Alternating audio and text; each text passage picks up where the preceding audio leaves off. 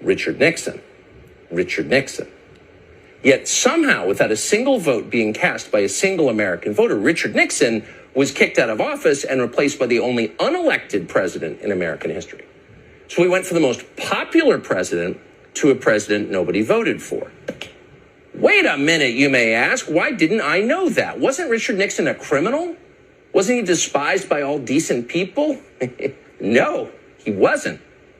In fact, if any president could claim to be the people's choice, it was Richard Nixon. Richard Nixon was reelected in 1972 by the largest margin of the popular vote ever recorded before or since. Nixon got 17 million more votes than his opponent. Less than 2 years later, he was gone. He was forced to resign. And in his place, an obedient servant of the federal agencies called Gerald Ford took over the White House. How did that happen? Well, it's a long story, but here are the highlights, and they tell you a lot.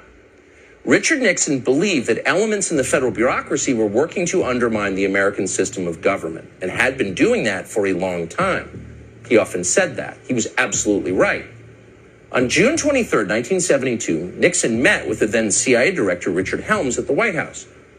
During the conversation, which thankfully was tape recorded, Nixon suggested he knew, quote, who shot John, meaning President John F. Kennedy. Nixon further implied that the CIA was directly involved in Kennedy's assassination, which we now know it was. Helms's telling response? Total silence. But for Nixon, it didn't matter because it was already over.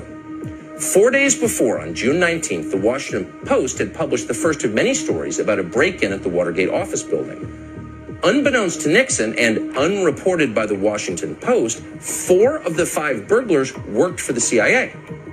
The first of many dishonest Watergate stories was written by a 29-year-old Metro reporter called Bob Woodward. Who exactly was Bob Woodward? Well, he wasn't a journalist. Bob Woodward had no background whatsoever in the news business. Instead, Bob Woodward came directly from the classified areas of the federal government. Shortly before Watergate, Woodward was a naval officer at the Pentagon. He had a top-secret clearance. He worked regularly with the intel agencies.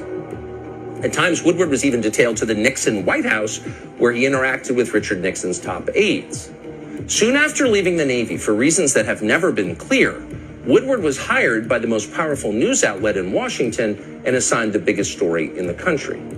And just to make it crystal clear what was actually happening, Woodward's main source for his Watergate series was the deputy director of the FBI, Mark Felt. And Mark Felt ran, and we're not making this up, the FBI's COINTELPRO program, which was designed to secretly discredit political actors the federal agencies wanted to destroy, people like Richard Nixon.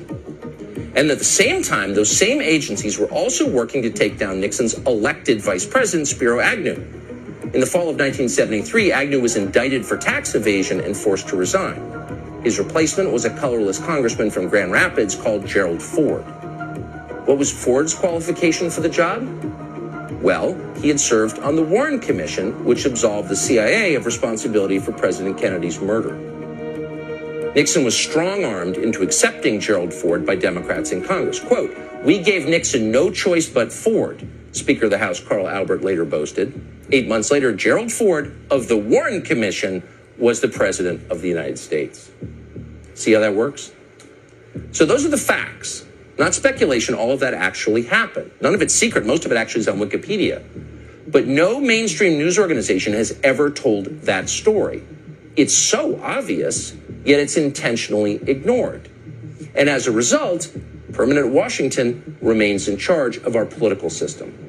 Unelected lifers in the federal agencies make the biggest decisions in American government and crush anyone who tries to rein them in. And in the process, our democracy becomes a joke. Now, you may have noticed that the very first person in the Trump administration the agencies went after was General Michael Flynn. Why Flynn? Because Mike Flynn was a career Army intel officer